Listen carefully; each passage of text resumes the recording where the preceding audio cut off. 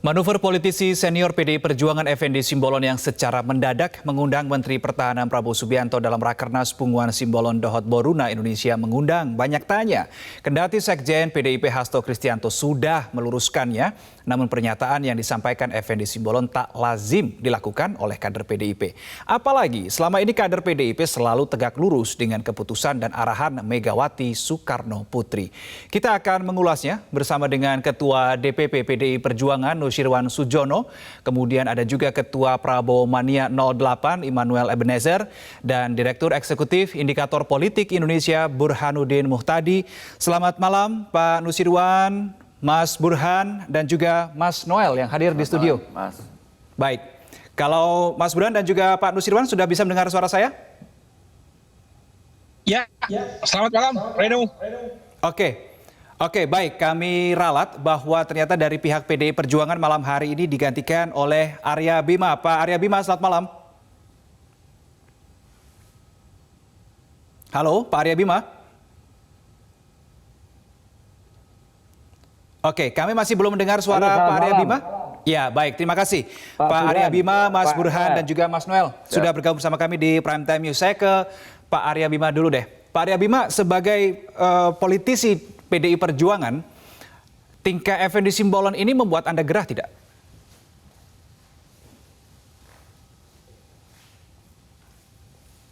Pak Arya Bima? Pribadi saya melihat watak-watuknya Pak Effendi Simbolon ya paham betul bagaimana Pak Effendi Simbolon.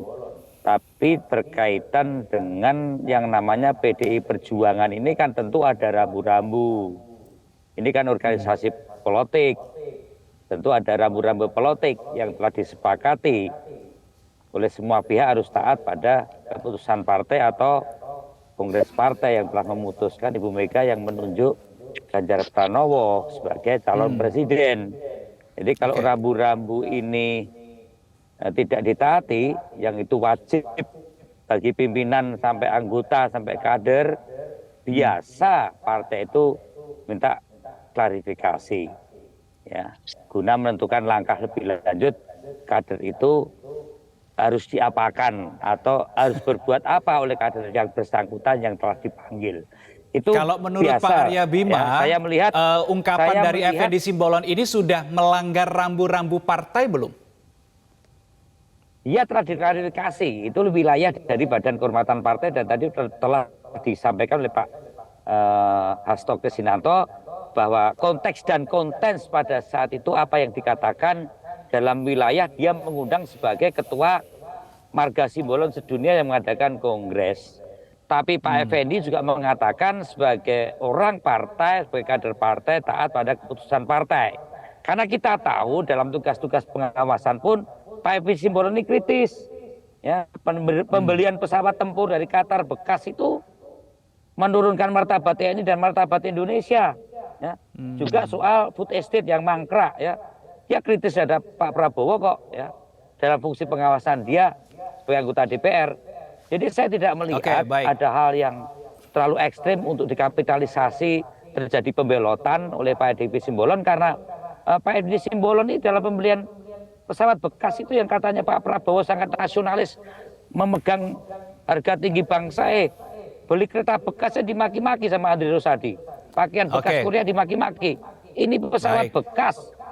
Ya, Pak Arya Bima, tapi kalau kita melihat konteksnya pada saat acara tersebut, acara Simbolon itu digelar, kita dengarkan Effendi Simbolon itu mengatakan pada saat di podium, mengatakan, mendoakan, mudah-mudahan Tuhan berkenan kepada Bapak. Ini lazim tidak dilakukan oleh kader PDI Perjuangan? Ya, ketua yang menghargai saat itu, kita bisa paham bahwa akhirnya pernyataan itu akhirnya membuat beberapa kader polarisasi yang akhirnya menanyakan pada Effendi Simbolon, bahkan saya pun kaget. Sepantasnya koridor yang harus ditaati itu akhirnya berakibat pada pengundangan Pak Effendi Simbolon ke Mahkamah Kehormatan Partai, dan itu wajar. Saya pun pernah melakukan hal yang sama. Ada pernyataan saya yang berdampak pada konstruksi di internal PDI Perjuangan, apalagi yang lainnya seperti juga Mas Rudi juga pernah diundang Mas Wali Gibran juga pernah diundang. Jadi ini adalah hal yang wajar di dalam satu organisasi partai politik, apalagi dalam situasi tahun politik semacam ini, pernyataan-pernyataan setiap kader itu harus memenuhi atau masuk di dalam koridor-koridor organisasi. Dan kalau tidak disampaikan atau melanggar itu pasti partai akan minta klarifikasi. Dan menurut saya apa yang disampaikan oleh Pak Effendi Simbolon, walaupun ada konstruksi, walaupun ada orang bertanya-tanya termasuk Metro TV, tapi masih bisa dipahami dan saya akan percaya Pak Effendi Simbolon akan taat pada keputusan partai untuk mendukung Ganjar Pranowo sebagai calon presiden dari PDI Perjuangan. Saya kira itu yang bisa saya jelaskan. Oke, baik. Saya ke Mas Burhan. Mas Burhan, kalau menurut Anda pernyataan Effendi Simbolon pekan lalu betulkah bisa dimaknai hanya sebatas pernyataan biasa atau ini bisa dimaknai sebagai bahwa sebetulnya masih ada ini ketidaksolidan di internal PDIP? Ya, memang kalau kita lihat pernyataan Bung Effendi Simbolon itu seperti mendua ya. Di satu sisi beliau mengatakan tidak ingin men-challenge keputusan partai yang sudah menetapkan Ganjar Pranowo sebagai capres, tetapi saat yang sama Effendi Simbolon mengatakan bahwa pemimpin ke depan harus pemimpin yang punya kehandalan. Dia mengatakan itu ada di sosok Prabowo Subianto. Dan dia juga mengundang Prabowo Subianto meskipun bukan kapasitasnya sebagai kader PDI Perjuangan, tapi dalam arena yang prestisius yaitu keluarga Simbolon sedunia. Jadi kalau misalnya tidak ada masalah belum tentu, ya, bukan mengapa kemudian misalnya Bung Effendi dipanggil oleh Mahkamah Kehormatan Partai. Jadi pada titik itu memang menurut saya wajar kalau Mahkamah Kehormatan Partai memanggil Bung Effendi Simbolon karena bisa ditafsirkan sebentuk dukungan diam-diam kepada capres di luar dari Ganjar Pranowo yang sudah ditetapkan oleh Ibu Mega. Nah pertanyaannya, apakah ini wujud dari belum solidnya elit PDI Perjuangan terkait dengan keputusan Ibu Mega menetapkan Ganjar Pranowo? Ya bisa dibaca seperti itu, meskipun lagi-lagi mungkin tidak sedramatis yang diperkirakan banyak orang ya. Kalau kita lihat data survei, basis PDI Perjuangan relatif solid ya yang mendukung Ganjar Pranowo. Jadi ada 65% konstituen PDI Perjuangan yang tetap mendukung Ganjar Pranowo. Nah mungkin ada beberapa elitnya yang lirik mata ya ke sebelah, tetapi menurut saya masih jauh lebih banyak yang solid mendukung keputusan Ibu Mega. Oke, baik. Saya coba tanyakan ini ke Mas Noel. Mas Noel, kalau Anda melihat, mendengar juga ada doa, ada harapan begitu ya, dan ada penilaian positif yang diberikan oleh Effendi Simbolon kepada sosok Prabowo Subianto. Nah, Anda membacanya ini pengaruhnya cukup kuat tidak ke sosok Prabowo Subianto? Ya sangat lah, apalagi Pak Effendi Simbolon ini kan tokoh ya, tokoh politik di PDIP, tokoh senior. Itu membuat kita juga semangat, apalagi disampaikan di tengah-tengah komunitas marga Simbolon, gitu loh. Apalagi dia ungkapkan secara jujur, nah, artinya secara jujur dia bilang, secara jujur, secara objektif, ya Pak Prabowo. Artinya dia bisa membandingkan, karena kan dia sangat dekat sekali nih dengan Mas Ganjar ya kan. Dia kan temannya satu partai, dia yakin sekali Mas Ganjar memang tidak layak untuk memimpin bangsa ini ke depan, atas pertimbangan dan penilaian ungkapan jujur dari Pak Effendi Simbolon tadi. Karena dia pasti dia menilai, dia kan berinteraksi, beradaptasi dengan Mas Ganjar. Bagaimana seharian, bagaimana gestur politiknya. Apalagi dilihat Pak Prabowo ini kan sosok yang tangguh ya. Itu benar-benar yang diinginkan oleh bangsa ini, begitu juga itu yang diinginkan oleh Pak Jokowi. Cari pemimpin yang punya keberanian, cari pemimpin yang mengerti keinginan rakyat. Dan itu cuma ada di Pak Prabowo. Gitu. Jadi apa yang disampaikan Pak Effendi Simbolon itu menjadi energi buat kita, semangat gitu loh. Biar rakyat tahu, ini sekelas Pak Effendi Simbolon yang satu partai dengan Mas Ganjar, ya penilaiannya secara objektif dan jujur ya Pak Prabowo yang lebih layak untuk memimpin bangsa ini tanpa harus membandingkan. Tapi kan nggak mungkin tidak dibandingkan karena pasti ada parameter atau ukuran-ukuran karena dia kan berkawan. Itu ini kan kawan satu partai, dia pasti ngerti tuh bagaimana isi kepalanya Mas Ganjar, kemudian sampai ya semualah dia pasti tahu. Dia bisa bandingkan bagaimana Pak Prabowo gagasannya, tindakannya, kinerjanya. Nah itu menjadi ukuran juga Pak Effendi Simbolon yang akhirnya dia harus mengakui dengan jujur katanya. Dengan jujur saya sampaikan secara objektif ya Pak Prabowo yang paling pantas untuk memimpin bangsa ini ke depan. Kayak gitulah kira-kira. Tapi tadi kata Pak Arya Bima, tetap ini tegak lurus kok Effendi Simbolon ke capres yang diusung oleh PDI Perjuangan yaitu Ganjar Pranowo. Gini, mungkin dirinya secara partai, secara anggota, secara kader iya.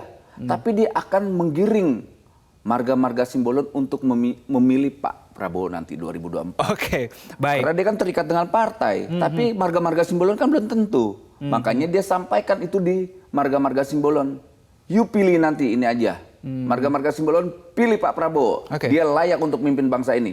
Biarkan saya sendiri di partai memilih Mas Ganjar. Mungkin kira-kira itulah. Baik, saya akan coba tanyakan nanti bagaimana respon Pak Arya Bima berdasarkan keterangan yang diberikan oleh Mas Noel. Tapi kita harus jeda dulu pemirsa, Prime Time News akan berlanjut sesaat lagi. Kami lanjutkan perbincangan bersama dengan Mas Noel, Pak Arya Bima dan juga Mas Burhan. Tapi saya ke Pak Arya Bima terlebih dahulu. Pak Arya Bima tadi Mas Noel mengatakan ini memaknai begitu ya bahwa secara pribadi Effendi Simbolon tetap akan ke Ganjar Pranowo, sosok capres yang didukung dan juga diusung oleh PDI Perjuangan. Tetapi di sisi lain akan tetap menjatuhkan pilihannya ke Prabowo Subianto, misalkan dengan menggerakkan marga Simbolon berdasarkan keterangan Mas Noel tadi. Bagaimana Anda menanggapi hal ini?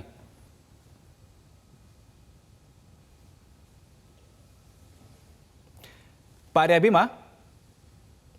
Nggak ada yang namanya pribadi-pribadi di dalam menegakkan aturan di dalam komunikasi politik setiap kader partai harus masuk dalam ranah koridor partai. Kalau Pak Effendi Simbolon itu mendukung Pak Prabowo secara pribadi dan secara apalagi kader partai, nggak ada. Secara pribadi dan secara fungsional harus dukung Ganjar Pranowo, itu aturan partai. Dan sampai hari ini secara pribadi dan secara fungsional dia sebagai anggota DPR atau sebagai kader senior partai, Pak Effendi Simbolon setelah diklarifikasi tetap tegak lurus mendukung Ganjar Pranowo. Nah, jadi kalau waktu dibandingkan ya tidak bisa dibandingkan karena memang katakanlah pilihan dari Ganjar Pranowo bahwa tadi si Noel bicara lebih hebat, ya kita udah mengkaji kok Ganjar Pranowo itu lebih daripada Pak Prabowo kok. Ya. Ganjar Pranowo tuh berani kok anti radikalisme, anti EPI, anti HTI. Ya. Pak Prabowo dukung pengesahan undang-undang ormas yang membubarkan HTI dan EPI aja nggak berani kok. Sama Pak Jokowi aja kelihatan kendel. Tapi nanti kalau jadi presiden berani nggak Pak Prabowo sama HTI, sama ormas radikal, sama EPI? Indonesia butuh pemimpin yang tegas di dalam hal menyangkut Pancasila NKRI. Nggak bisa diberikan ruang ormas-ormas radikal ekstrim. Baik. Termasuk yang Papua, ya. Termasuk yang komunis, berarti tetap yang kanan. Menurut Anda, Effendi Simbolon tetap akan tegak lurus beserta lain-lainnya tetap akan tegak lurus sesuai dengan lebih berani daripada Pak Prabowo. Ya, baik. Saya coba tanyakan ke Mas Noel. Mas Noel merespon penilaian Pak Arya Bima. Karena Noel menyebut Ganjar, saya sebut ini Pak Prabowo. Kalau Noel nggak nyebut Ganjar, saya akan tidak menyebut Pak Prabowo. Jadi yang memancing bahwa Ganjar lebih berani daripada Pak Prabowo. Baik. Sama ormas radikal, gitu. Sama HTI, FPI.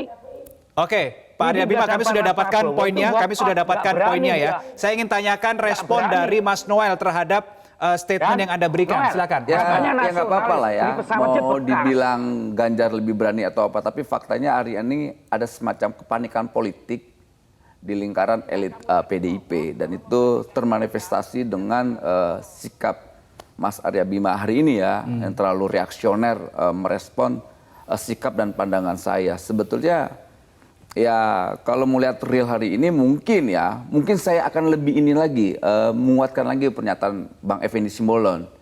Dia mungkin dukung dan tegak lurus terhadap pilihan partai. Jangan-jangan nanti pilihan politiknya pas di TPS dia akan memilih Pak Prabowo tuh. Saya yakin sekali tuh. Karena gini, Kenapa Anda bisa yakin itu? berorganisasi itu kalau seandainya tidak membuat nyaman dirinya, itu akan mengganggu. Gitu loh. Kan kadang-kadang nih, ya apa ya, PDIP kan kadang-kadang terlalu reaksioner lah ya, reaksioner dalam menyikapi pandangan-pandangan orang atau pandangan-pandangan yang beda pandangan dengan PDIP. Kayak kemarin kawan-kawan saya dari Bara JP, Projo, sikap Mas Hasto sebagai sekjen langsung nyinyir atau sinisme politik.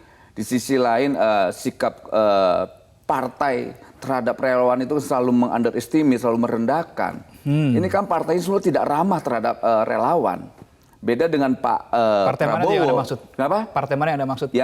Yang ngusung siapa hari ini saya nggak mau menyebutkan, nanti ngamuk-ngamuk lagi.